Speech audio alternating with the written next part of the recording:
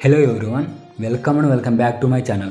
మీరు ఈ video first time చూస్తున్నట్లయితే లైక్ చేయండి, సబ్స్క్రైబ్ చేయండి. ఇంకా ఎలాంటి విషయాలు తెలుసుకోవాలనుకుంటున్నారో కింద నాతో కామెంట్ సెక్షన్లో తెలియజేయండి. ఎగ్జామ్లో ఆన్సర్స్ ఇలా రాస్తే 100కి 100. ఎగ్జామ్కి లాస్ట్ డేస్లో ఇయర్ అంతా నేర్చుకున్న ఆన్సర్స్ రివిజన్ చేయకుండా న్యూ ఆన్సర్స్ మీద ఫోకస్ పెడితే మీరు ముందు నేర్చుకున్న ఆన్సర్స్ మర్చిపోయే అవకాశం ఉంటుంది. అయితే ఈ లాస్ట్ డేస్లో చదువుకోవడానికి టైం టేబుల్ అవసరం లేదా బ్రో అంటే 100% నో అనే చెప్తాను.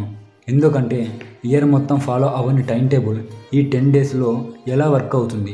టైం టేబుల్ అనేది ఎగ్జామ్కి 1 మంత్ ఆర్ 3 మంత్స్ లేదా 100 రోజులు ఉన్నప్పుడు వర్కౌట్ అవుతుంది. ఇప్పుడు టైం టేబుల్ గురించి పక్కన పెట్టి ఇయర్ మొత్తం చదివిన వాటిపై ఫోకస్ చేయాలి. ఇప్పుడు న్యూ క్వశ్చన్స్ క్రియేట్ చేసి న్యూ ఆన్సర్స్ నేర్చుకునే అవసరం లేదు. ఆల్మోస్ట్ స్టూడెంట్స్ అందరూ దీనిని ఫాలో అవుతూనే ఉంటారు. కానీ ఇయర్ మొత్తం క్లాసెస్ వినకుండా చదవకుండా ఉంటే మన బ్యాక్ బెంచర్స్ స్టూడెంట్స్ ఎలా పాస్ అవ్వాలో తెలియక ఆలోచిస్తుంటారు. కొంతమంది బ్యాక్ బెంచ్ స్టూడెంట్స్ అయితే ఇయర్ అంతా చదవకుండా ఎగ్జామ్ ముందు రోజు నైట్ అంతా చదివి మళ్ళీ ఎగ్జామ్లో ఏం రాయలేకపోతారు. ఎందుకంటే రాత్రంతా నిద్రపోకుండా చదివి ఉంటాడు కాబట్టి. ఒక ఎగ్జామ్లో 35 మార్కులకు పైన అవసరమా? లేదా ప్రతి ఎగ్జామ్లో 35 మార్కులకు పైన అవసరమా? ఈ లాస్ట్ డేస్లో టైం టేబుల్ అవసరమా? లేక ఎలా చదివితే పాస్ అవుతాము?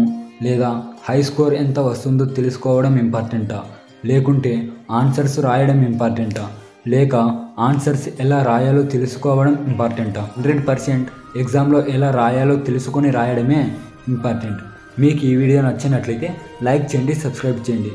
ఇంకా ఎలాంటి విషయాలు తెలుసుకోవాలనుకుంటున్నారో కింద నాతో కామెంట్ సెక్షన్లో తెలియజేయండి.